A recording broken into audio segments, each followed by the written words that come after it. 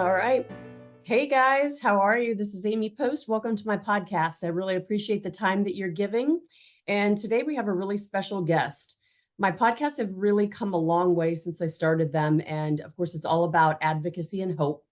It is all about being really raw, really real about your feelings. But I've had several different guests on the show in the past, really talking about struggles and challenges in their life. And I've really been drawn to those individuals. And so I think when I find somebody that really captures me, it's so cool to be able to have them just have a conversation. And this individual, this guest is such a cool lady. I remember meeting her quite a while ago and thinking there's just something when you meet somebody, you just think you have some kindred spirits or just something is, I don't know, something brings you together. So I really wanted to just offer up an opportunity to have this guest tell her story, and it could get emotional. And I think both of us could be crying, and you guys out in the audience could be crying, and that's absolutely okay. I think the thing that we need to do is really just hear those stories, and I think make it okay for people to share their story and talk about it. And whatever comes from that is great. So let's dive into it. And I'm super excited to just learn a little bit more. So, welcome, Bri. It's so wonderful to have you on the show today. How are you? Good. How are you? Thank you for having me.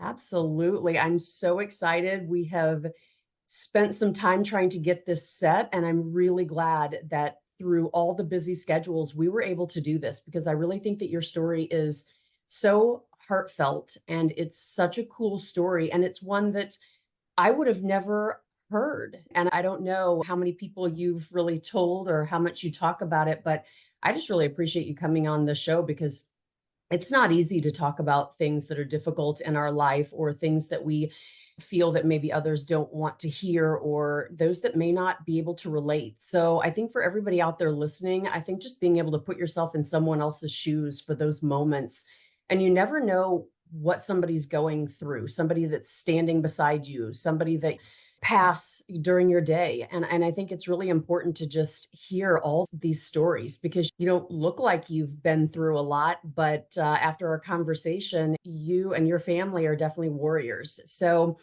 give us just a little bit of introduction about who you are, and we'll go from there.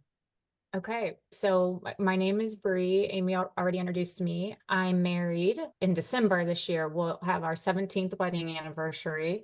I married my high school sweetheart. We met in elementary school and we're just friends, and then started dating later in high school. We got married pretty young and have gone on to have 3 kids. We have an almost 12-year-old daughter, a 9-year-old son, and then a 7-year-old daughter. And thank goodness, no more. That's it. My husband is a firefighter now. We work together. We were both paramedics and worked on the ambulance. And then just recently, he did a job change and went to work for a fire department. Our life is crazy. We both work full-time jobs and then some more work on the side. I'm also a nurse, and my background is in emergency nursing and critical care. And then just within the past 4 years, I moved over into aesthetic side of things. And so I'm a nurse injector at a med spa, and I do that as a fun kind of passion job. And our kids keep us busy. They're doing sports and running all kinds of directions. So it's just chaos all the time. And I think that will really resonate with a lot of people because we're all so busy. Life is just passing us so fast, and we never feel that something's going to stop us dead in our tracks. And when it does, what do we do? So I love it. Just to let everybody know, I love your story. I love that you guys have been high school sweethearts and 3 kids. All right, perfect. Tell us a little about your story, about your journey, what you and I talked about, and just give us kind of that picture of the day that it happened, or I guess better yet, what we talked about leading up to it was just extremely cool. So I'll let you have the stage. Okay.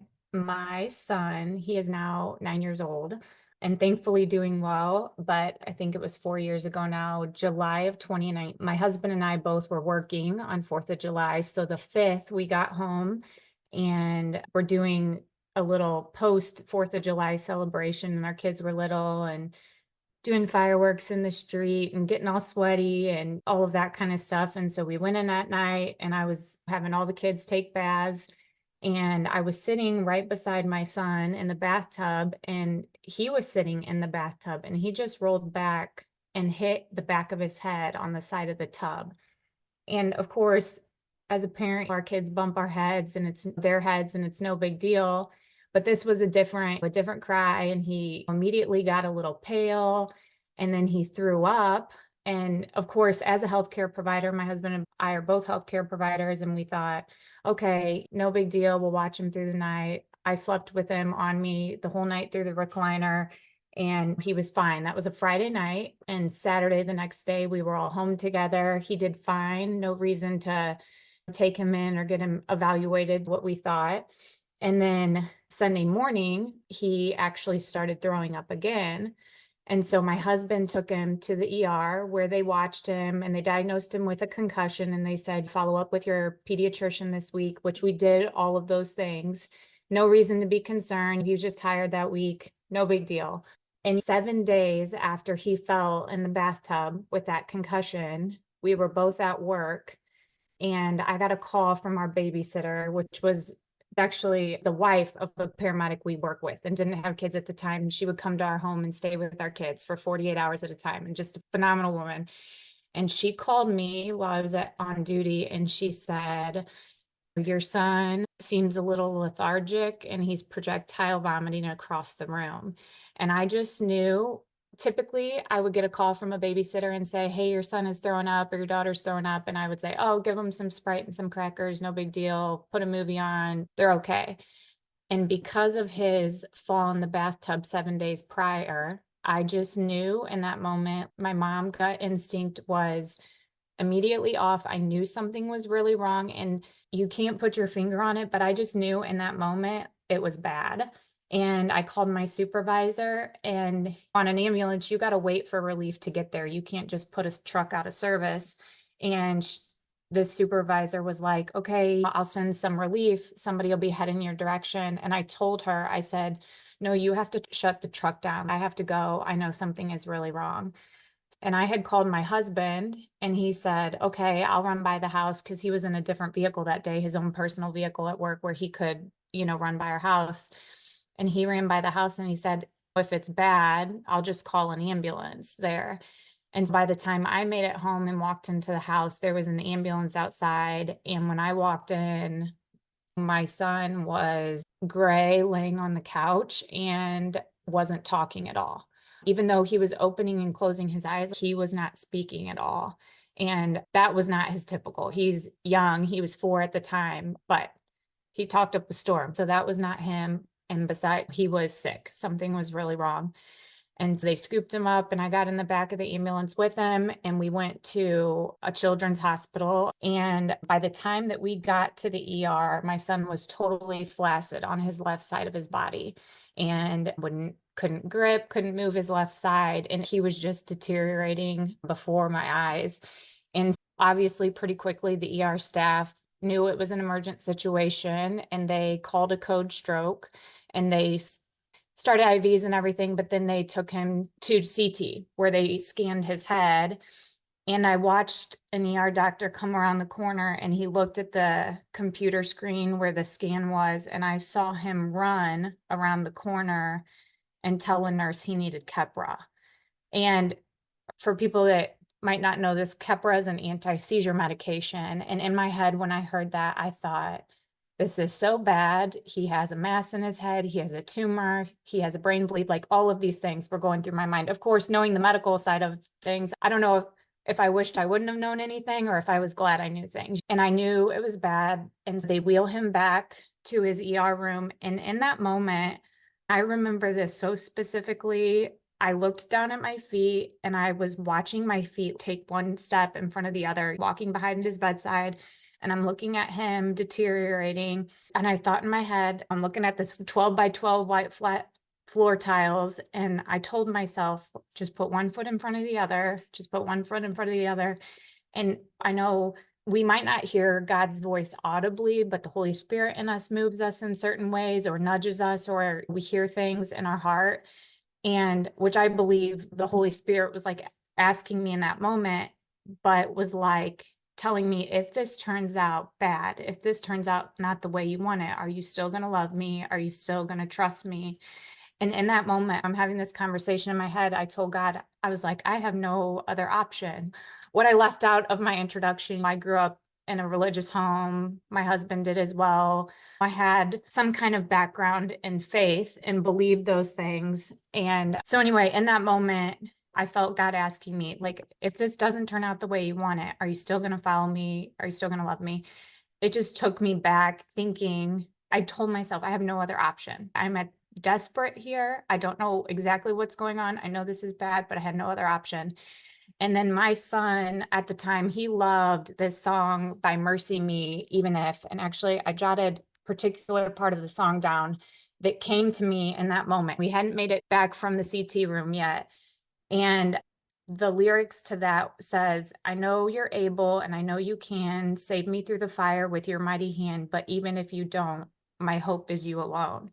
And it just, in that moment, of course, I'm thinking, we listen to this on the radio, taking kids to school and doing our daily routine, but you don't really think about it until something happens in your life. So the doctor came in and he put his hand on my back. My husband was not even at the hospital yet.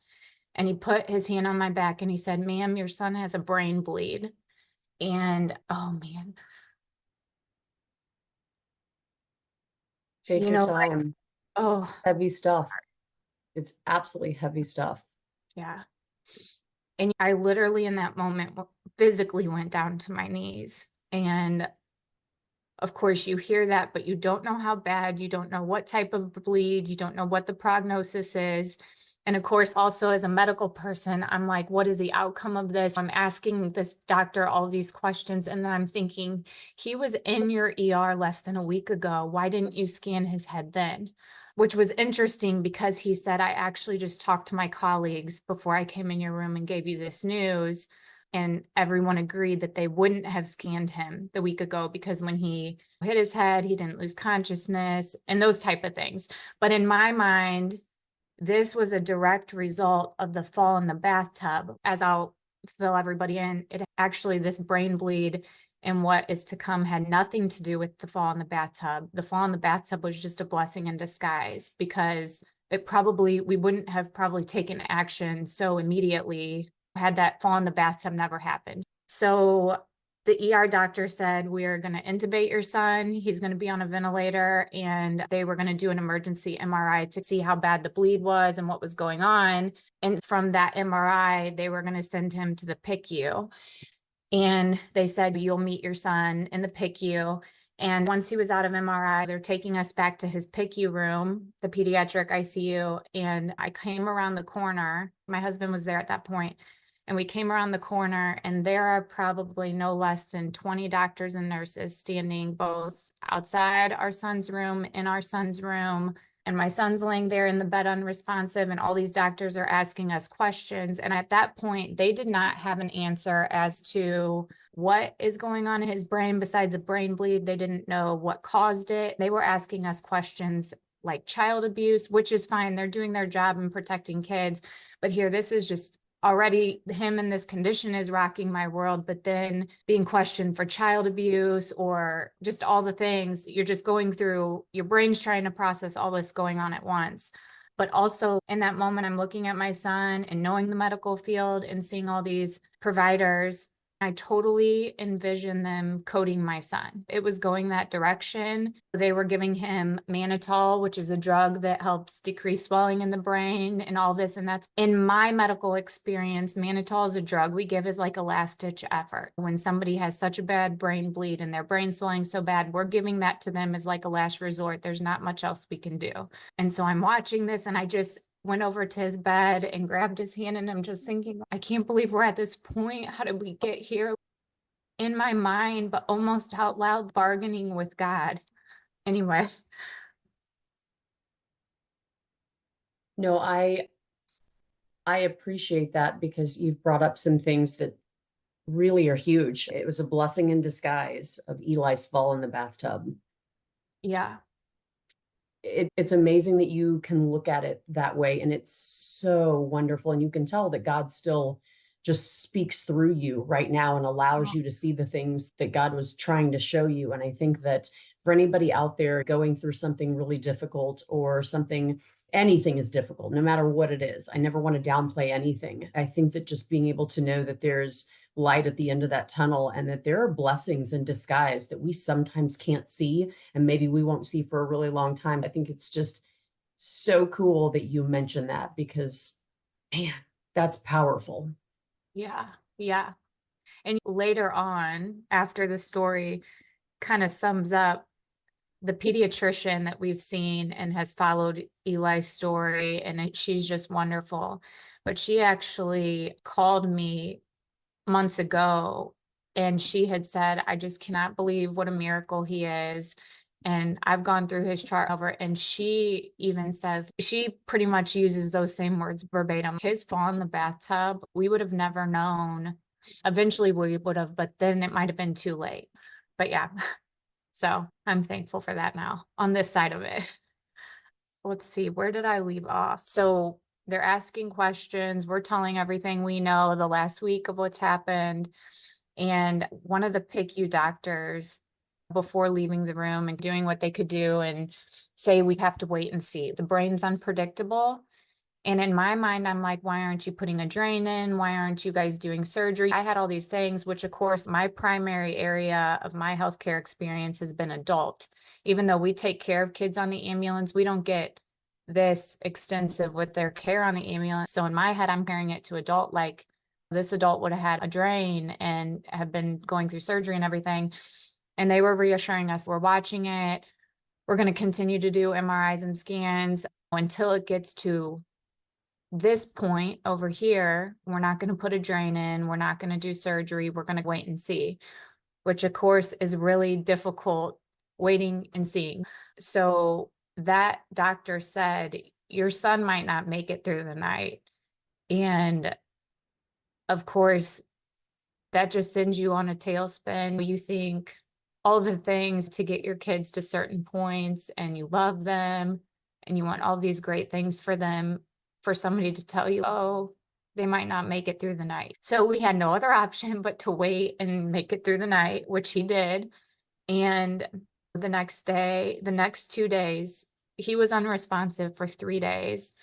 And in those moments, of course, I didn't eat, I didn't sleep. I watched his chest rise and fall every night long. I listened to the beeping monitor. And I thought, all the times as a mom that I've complained about my kids arguing or fighting or fussing or needing something from me and saying mom 50 times a day, what I wouldn't give to hear his little voice. We take so many things for granted every day. And it's easy to do and it's natural, we're human. But then when you have something like that, you think, if I could just hear their voice again, I'll never complain. I'll never take this for granted again. And in those moments, I really went through, I've been a paramedic for now 15 years, and I've seen a lot of things people will talk about in the field, having that career in which is pretty mentally traumatizes you, where you can't go back and do your job. And thankfully, I've never experienced that, where I thought I had this bad call or I had this horrible thing that I saw with a kid or whatever it may be. And I had never experienced that, where I thought I wasn't going to be able to go back and do my job. But going through this experience with my son, I told my husband in that moment, you're going to have to call work and tell them I'm never going to be able to come back and do my job. And then there was a moment where, not one moment, but multiple moments where things didn't look good.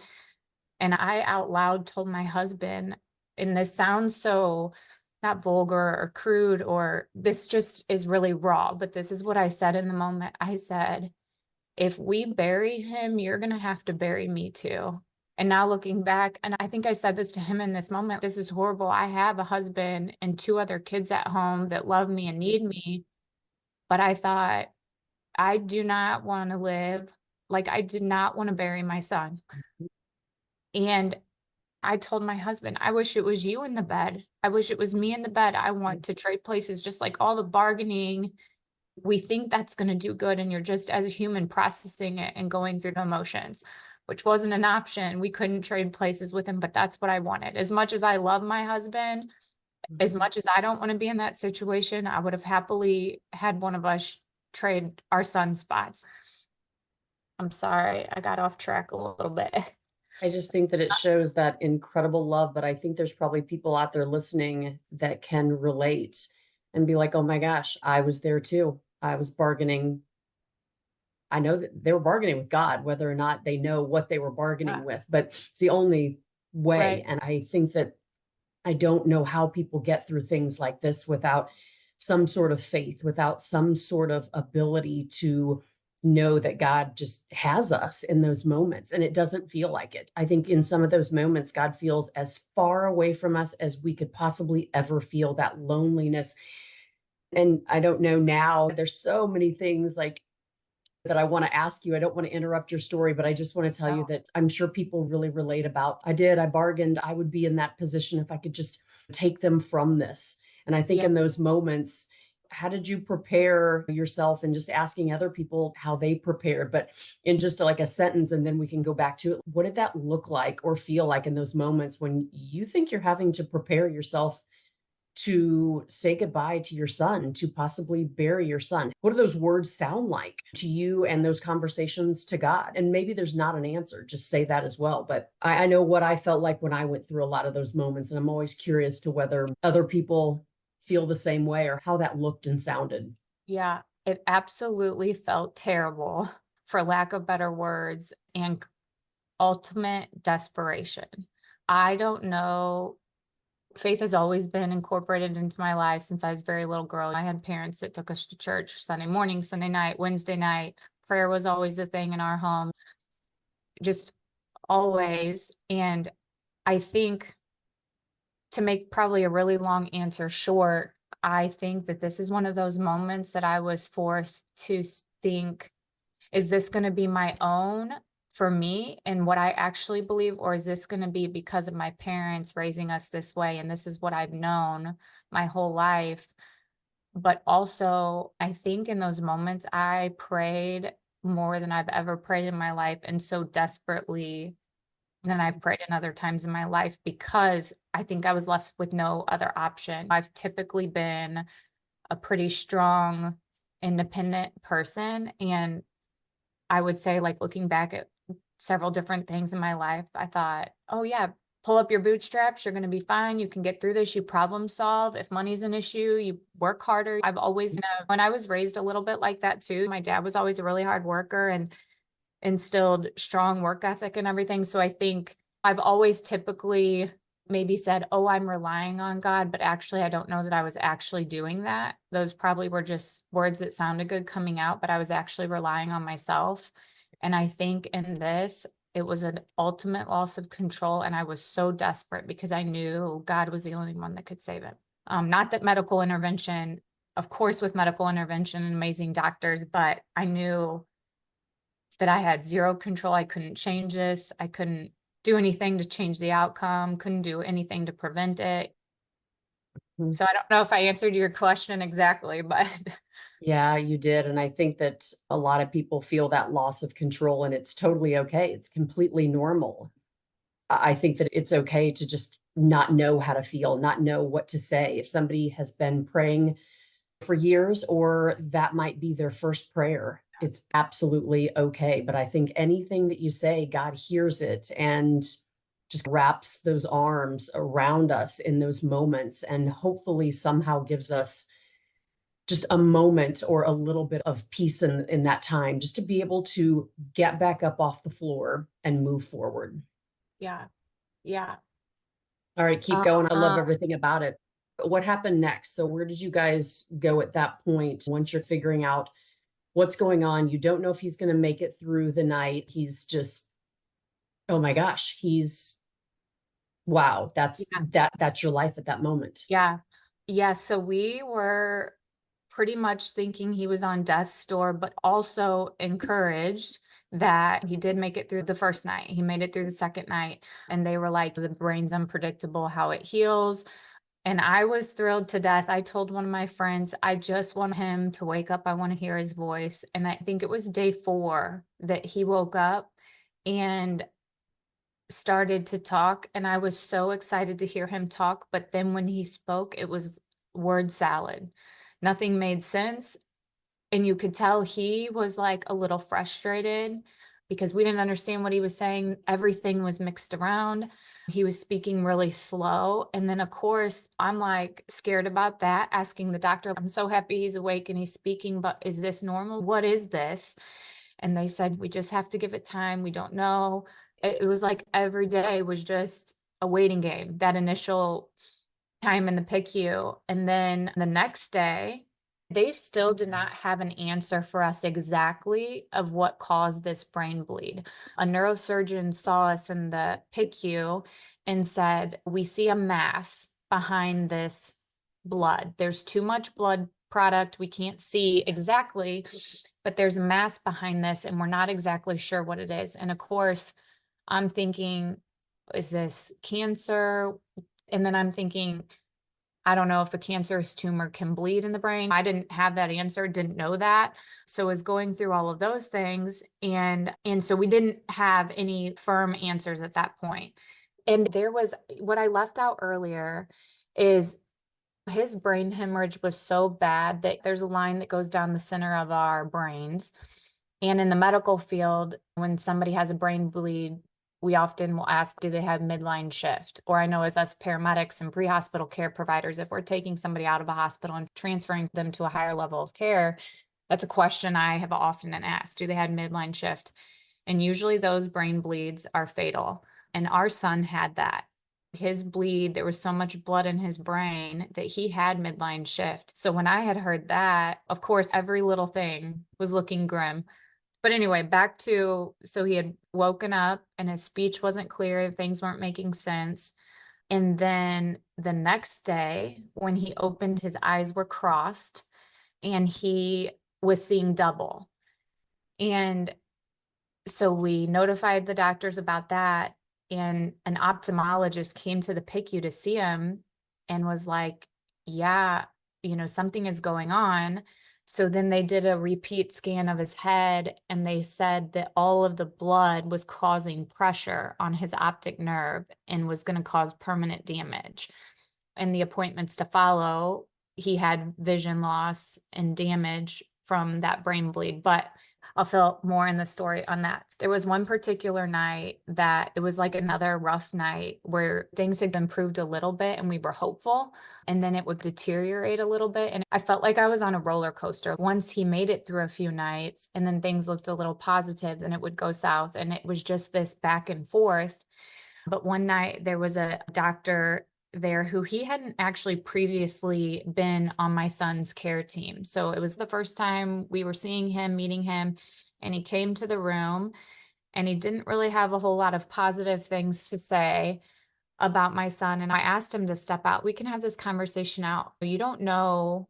I know there's lots of things out there. People that are in comas can remember things, and you want to talk positive in those moments. If those things will help, you're hopeful that will help their healing. So we stepped out, and then he wanted to do a very invasive procedure, which at the time I felt really strong that it was unnecessary. And I had certain reasons for that. And I wasn't opposed to doing invasive things if they needed to be done, but I didn't feel like at that time that was the right call. And so we made that decision. My husband and I, he supported me, and I asked the doctor, I said, can we just have through the night to do our way and see if that helps? And if not, tomorrow morning, you can do what you're wanting to do. And I just felt strong about it. I don't know why. I had the mom gut, the mama bear, all of the things. I felt God was leading me and felt that in my heart. And I stayed up all night long again, and I prayed again so desperately that God would keep his levels like right above where they needed to be. And all night long they did hourly blood draws, and his level was one above where it was supposed to be for this procedure to happen. And then after that seemed to improve. So that was hopeful in that moment. That doctor was rude and aggressive, and his approach was poor. And the next day, the head of the PICU came and saw us in our room, and we loved him. He was such a respectable guy, and he saw our son every single day. And he came to our room and he told me, he said, I understand there was a problem last night. And I want to talk to you guys about that. And he was like, he said, my hope is that you guys could talk to him and help him understand a few things. I know I was in an emotional state, probably not a lot of food or sleep at that point. And I told him, I said, I know this is an emotional situation, and the last thing we want to be is problem parents, but this is also my son laying in this bed, my most prized possession. We are going to fight for him. And I really don't care what your abbreviation is behind your name. I am not going to tolerate that. And we told that doctor from the night before, we don't want you in his room anymore tonight. We don't want you on his team. And later that night, we had a little thing with something, and we needed a doctor to come in. And that doctor started coming in, and my husband told him, he goes, I'm pretty sure my wife made herself clear. She does not want you in the room. And then somebody else came in. But the head of the PICU, it was so nice because he heard us. He took it seriously, and he said, this isn't the first problem that he's had in this way. But my point being is just advocating for your kid in those moments, or the people you care about, especially in medical situations, is so important. And following your gut, because at least in these events that happen over the course of from start to finish 7 months with my son, it didn't never led me astray. I think that's fantastic. I want to just stop there for a second because I don't know in our first conversation if I had told you this, and I want for everybody listening out there, and whether or not you've done it or you haven't done it, or this is something that is important or not important. I think to me and what you just said, that happened to my daughter and I when she was in the hospital. And we had a resident that I was very uncomfortable with, extremely uncomfortable. Those instincts just went up. The hair on the back of my neck stood up. I think it was like 3 a.m. that he came lurking in our room. And I stood up for myself the next day, and my family said, Amy, you got to stop this. They're not going to give our child the medical necessary things she needs if you keep being a problem. And I think everybody needs to understand out there that is not true. And you need to push everything out of your mind and know that you can advocate and you can push back, you can ask questions, you can be diplomatic about it. I was extremely diplomatic. I'm sure you were as well. But if something really throws you for a loop, I think that there needs to be that opportunity where you do stand up. And I remember I called a couple of the nurses in and needed to speak with the head of the department. And she came in and met with me that next morning. And we went out of the room and around the corner. And she had let me know that there had been many families that had issues with this fellow. Mm. And my heart just fell. At what point do they make that decision to finally remove him? And I had to let them know that there would be a really big situation and some legal issues if they didn't remove this individual from the floor and from any other floor going in and being around any other children. Yeah. And I pushed and pushed, and we ensured that fellow was then removed and hopefully put into something very different. But I think we have the right and ability to do those types of things. So I just wanted to stop for a moment because that was one of the moments that I will never forget during my journey. It happened yesterday, and I will never say sorry for it. And I'm really glad that there were families ahead of us that never had to deal with that. But if there are situations such like yours and mine, it's really important just to speak up. And you're not being a problem. You're not causing issues. Just stand up for what you think. Yeah. And I love that. Yeah. Yeah, definitely. It's so important advocating for, there are a lot of things that happen. And if sometimes you just have to have people in your corner fighting for you and helping. Let's see. So he had vision damage at this point, and it was again a wait and see game, but they were hopeful that the swelling of his optic nerve and the blood would start going down, the swelling in his brain, the swelling in his optic nerve, and some of the blood would start going down so they could see more answers. So before we ended up leaving the PICU, he was up and talking, but still pretty slow. And even him getting out of bed the first time when they got him up to start walking, he just totally collapsed to the floor. And then I had him just a total moment of a come apart because I was like, I asked him, I said, is he going to even be able to walk? Do we know the damage that this has caused? And they were like, we're going to see. His legs are tired, of course, because he's been in bed for so many days. So that's a factor. But then we have to go through this process. Anyway, with more unknowns than knowns. We left the PICU. He did walk out of the hospital, and he was going to be due back in a month for a sedated MRI. And at that point, when we left the PICU, the neurosurgeon was somewhat confident that this was, it's called a cavernous malformation. Other names, people will call them cavernomas, is what caused his brain bleed. And that's what they were suspicious of. They described it as a bundle of blood vessels that almost looks like a blackberry.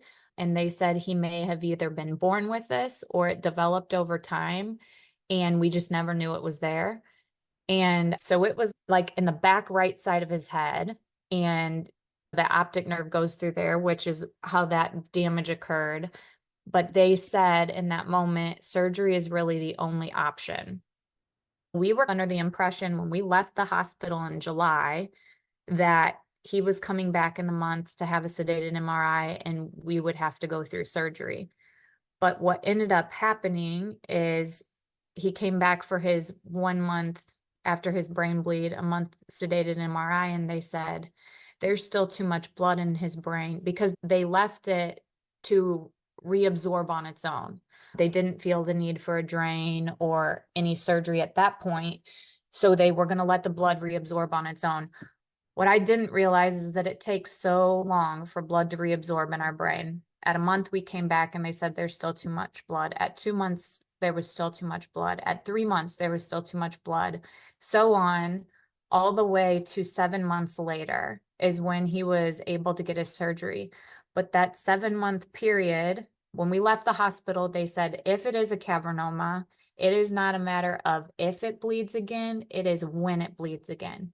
And typically, especially a kid has a cavernoma that has bled or burst, that if they live through the first one, the next one will be worse. So we left with this 7 month break, and I just wanted to put him in a bubble.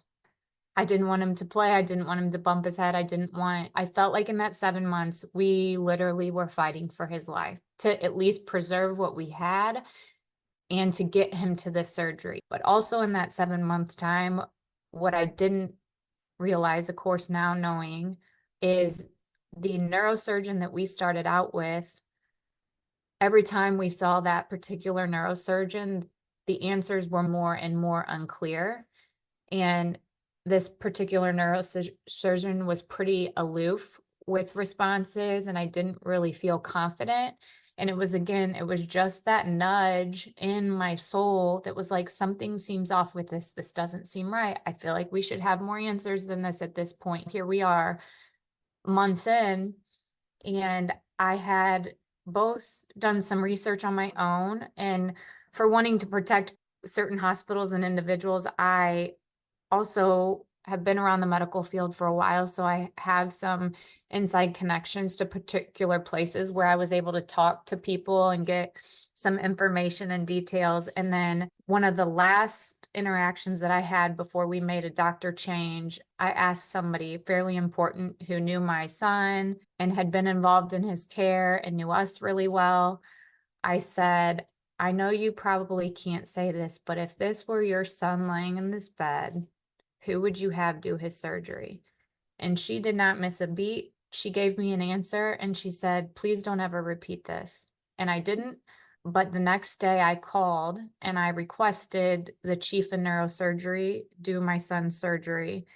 And he met with us and he was so wonderful. And he got down on my son's level.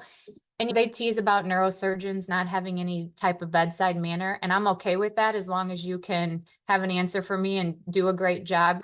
But he did. He had a phenomenal bedside manner. It was so kind with my son and us. And he, in that appointment, he grabbed my hand and he said the same thing as previously. He said, because I said, I do not want to cause a problem or any internal problems. I had a strong feeling. I felt certain ways. And so you are who I want to do my son's surgery. And he grabbed my hand and he said, don't ever feel bad for advocating for your child. And so this neurosurgeon went on, the chief of neurosurgery. He followed us the last couple months of that 7 month period. And 2 weeks before my son's surgery, he did a sedated MRI, and this last MRI was to map all the special pathways in the brain. So he wanted to have a clear plan of in and out of what we needed to do, or what he needed to do for surgery, the safest approach, and avoiding any further damage. And so he had that MRI, and he called me the night before surgery from his personal cell phone, and he said, there is no way that I can remove this entire cavernoma without your son going blind. It's too risky. He will lose his vision. We just can't do it. And of course, devastating news, because up to this point, we thought, okay, they'll be able to go in and get it all. And he said, so I'm asking, what do we do now? Do we still do the surgery? Do we not do the surgery? And he said, we can get the majority of it, what we can, and then go from there. And so that was pretty much it. I'm like, we're at this point the night before surgery. We're going in with complete, again, just, I don't even know. I don't even have words for it. So we got to the hospital, of course, early the next morning. And it was really weird. I just had the complete peace. Of course, sending your son off in other people's hands and knowing what he's going to go through. And of course, on the medical side of it, knowing exactly what they're doing and what tools they're using to do it is just pretty unnerving when it's your own laying on the bed. But his surgery was 8 hours long. And about, I think it was the 5 or 6 hour mark, the neurosurgeon walked into the waiting room, and we had like our own private waiting room with a closed door. And he walked in there and he stood at the doorway, and I will never forget it. He looked bad, like he looked pale, and he looked like he had been working hard. And he came to the door and he said, we were able to remove it all, and we were able to wash out the remaining blood product in his brain, so he will no longer have to be on any seizure medications. And he said, I'm going to go get a snack while they scan him, because they had a particular special room that they were using because they wanted to scan him while his head was still open to make sure they got everything. And he said, I'm going to go get a snack, and then I'm going to go back in. And that's just a miracle. That shouldn't have happened from start to finish. My son shouldn't have lived through the brain bleed. He should have lost his vision. He should have. So anyway, as the story goes on, he stayed a few days in the PICU. He had a really amazing recovery. He walked out of the hospital. And here I'm thinking, okay, this is a closed chapter with just a follow-up yearly visit. So he has yearly MRIs that he sees his neurosurgeon and neurologist, and then he sees an eye doctor every year. And every appointment in the years that have followed 2019 has been better than the year before. At his last MRI and in his last eye appointment, they said he has 20/20 vision. And they said his vision, the damage that was done and the vision that he lost, he had peripheral blindness in both of his eyes, and they said that would never recover. And if it is still a thing, nobody notices it, and the doctors sure have given us, like, he's got 20/20 vision, he's fine.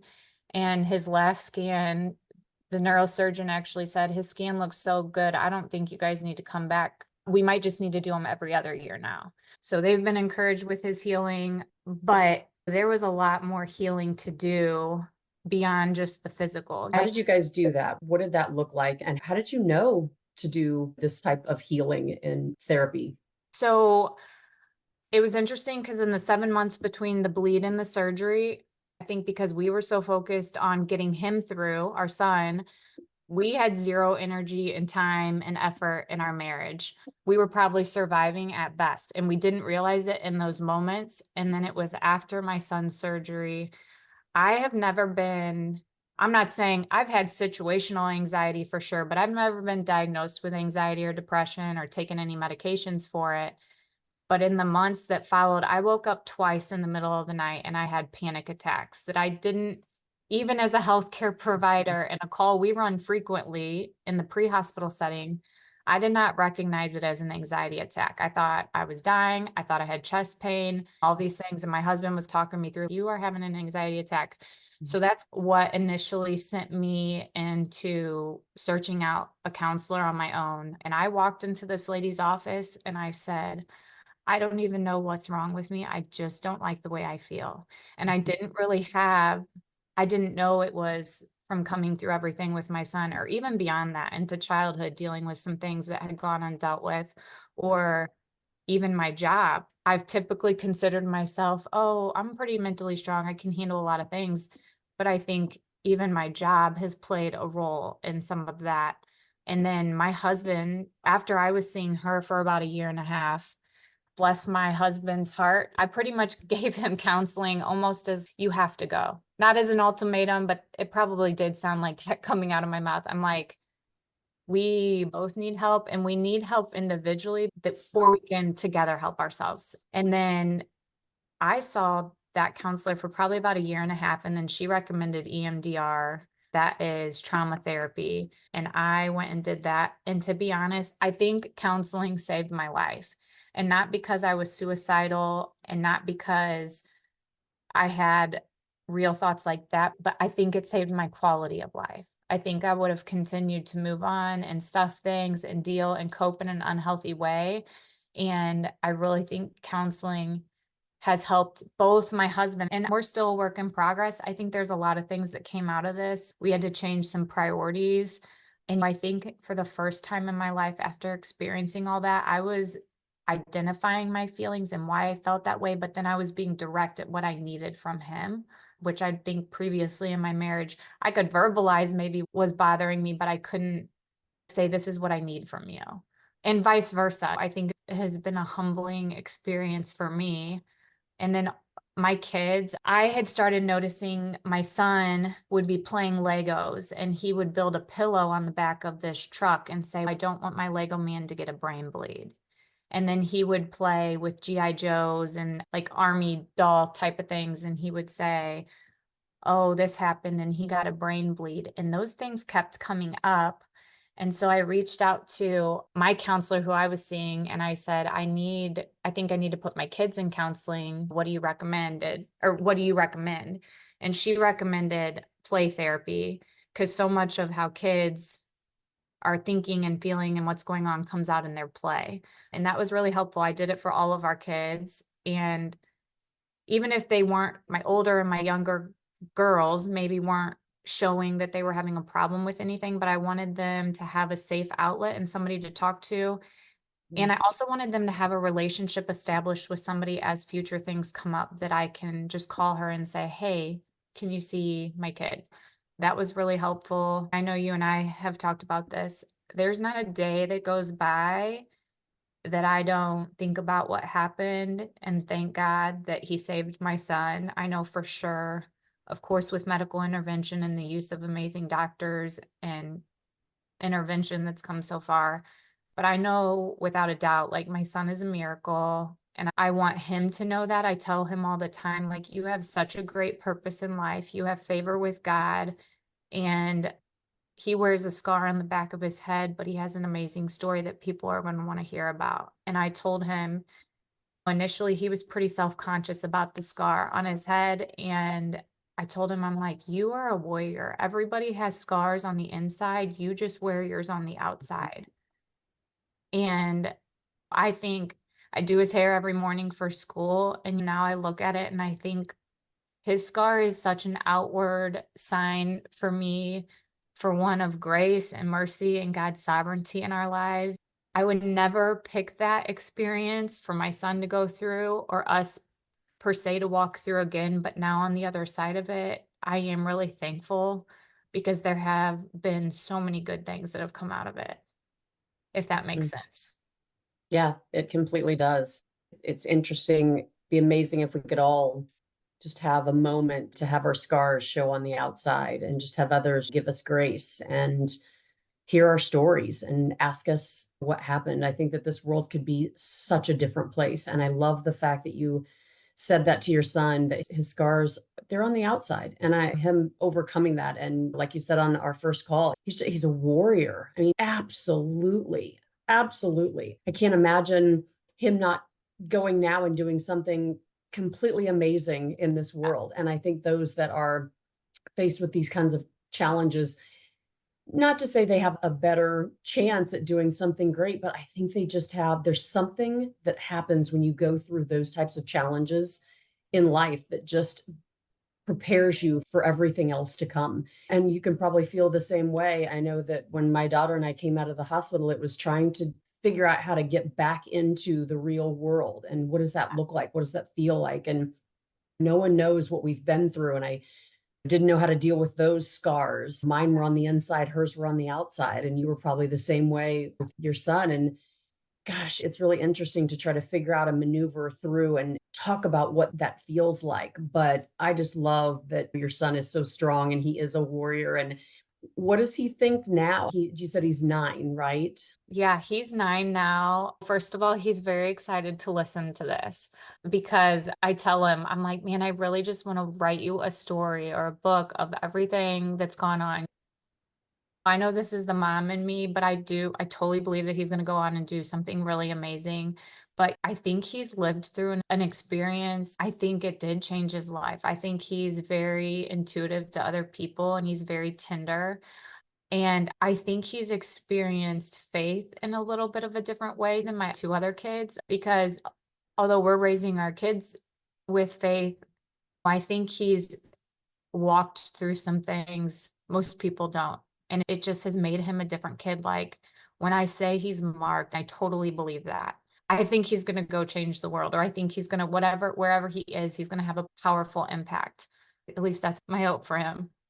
Yeah, I think he'll have more empathy, a different Yeah. type of empathy. I think empathy is something that can't be taught. I think it's lost in this world. I think it's lost Yeah. these generations ahead of us and how to be empathetic for Right. others. And I truly know without a shadow of a doubt that you're right. He is going to go on to do great things and be able to empathize, and who knows what he'll do. But I think that's so cool. There's power and purpose in all of the challenges and pain. We just have to figure it out, find it, but being able to find something to be blessed about. I remember in being in the hospital with my daughter, and it's the one thing, even after the very first day that I always say, quote unquote, we were dumped off there and our life was forever changed and we didn't get to go home. And Oh, so you find something to be blessed about every yeah. single day. And it's just what you have to do. So how were your wrapping up? But I do want to ask you a couple more questions.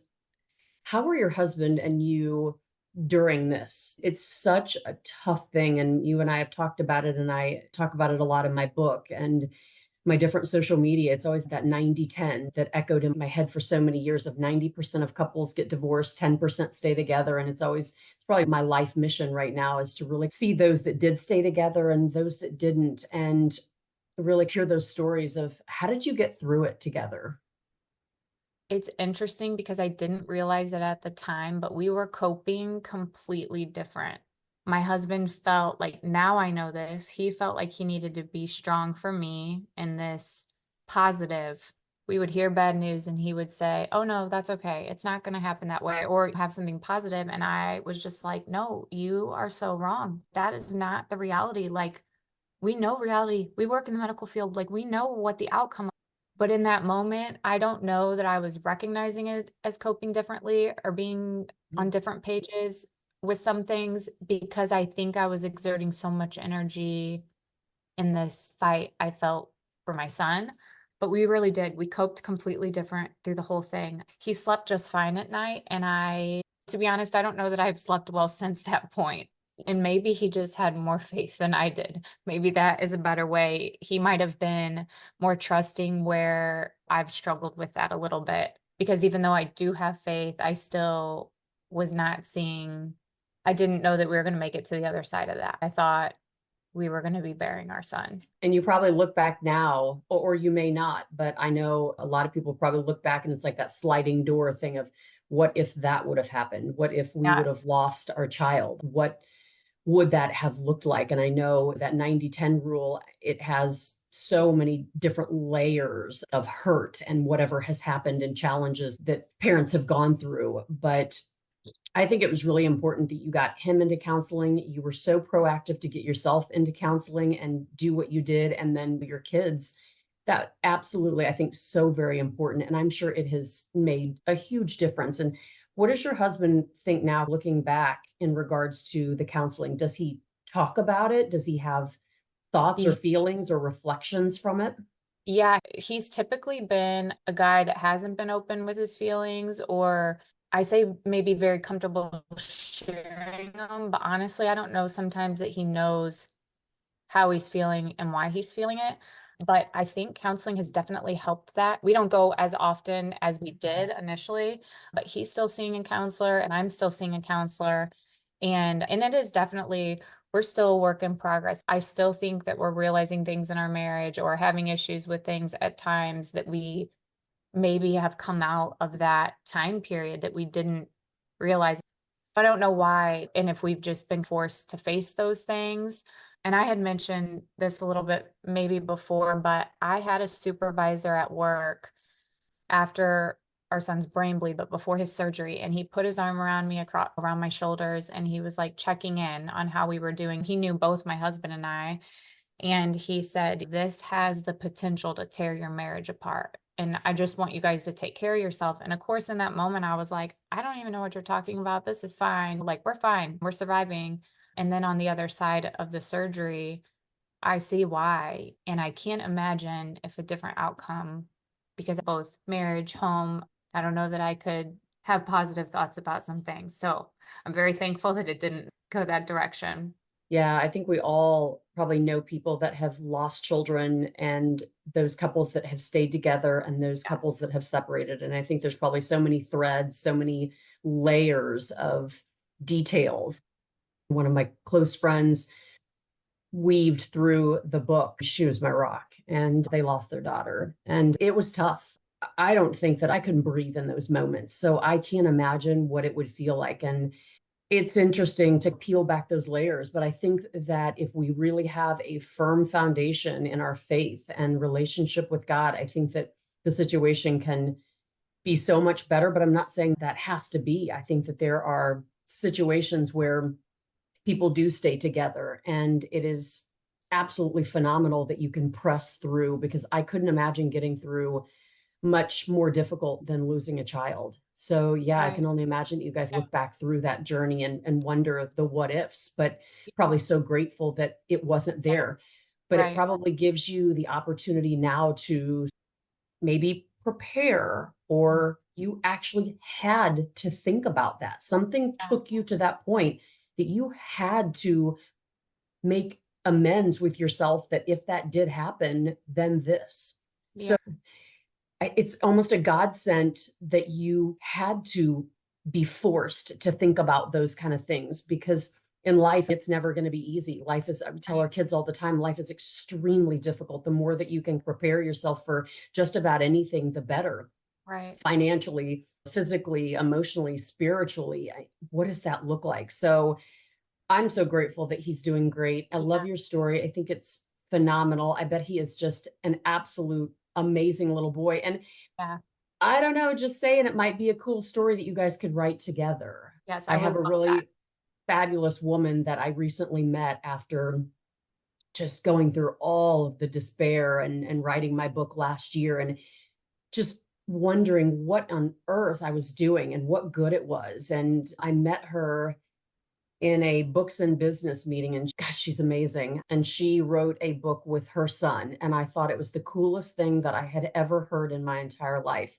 And their bond and their experience was really cool. So just throwing that out there, Yeah. I'm sure that he would be a great author. Yeah. I do feel there is something, besides birthing a child and them being yours and all the wonderful things about motherhood and the challenging things too. But I do feel this special bond with him. Like, we laid in a hospital bed so many nights together, and I'll still lay with him on occasion. And it takes me right back to those moments. But I know I had verbalized this to you.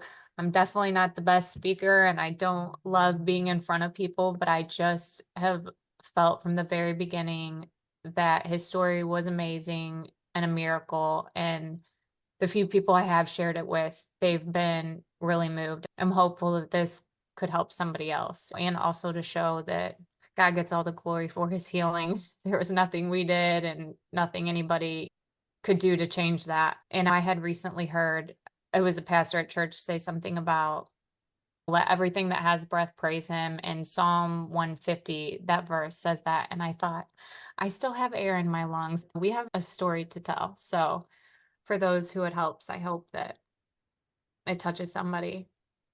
It will. I really believe that it will. And I really so appreciate you coming on and just telling your story. It's so brave, and don't downplay it. And anybody out there listening, she was a nervous wreck and you Yeah. did amazing. I would have never known. And I think it's such a big step to take because it's your life. It's things that you just Mhm. don't usually tell other people, but I hope that it touched a lot of people out there, and I really appreciate everything that you've told us. I can't wait to hear about the journey and Eli's story and kind of what happens. Yeah. So, Bri, thank you again, Yes. and thank you everybody for listening. We really appreciate you. Your time is always very appreciated. You have, a little time in your day, and you have to choose what you do wisely. So, thank you for listening, and reach out to me if you need. You can find me on amypost.com. It's amypost.com. You can also find my Facebook on Advocacy and Hope, as well as you will see this podcast pop up, which hopefully just reach out with questions. And Bri, we just can't wait to hear what's going on. So thank you again and appreciate your time. Thank you so much for having me. I'm honored. Thanks. Thank you for listening to this week's episode of the Advocacy and Hope podcast with host Amy Post. Please check out the show notes for all of the guests' bios and information and links to follow to learn more even after the episode. Be sure to subscribe to the podcast so that you don't miss any of the upcoming episodes, and please share it out to those who need to hear this inspiring message. You can subscribe, rate, and review all of this on your favorite podcast platform, and we sincerely thank you for spending some time with us today.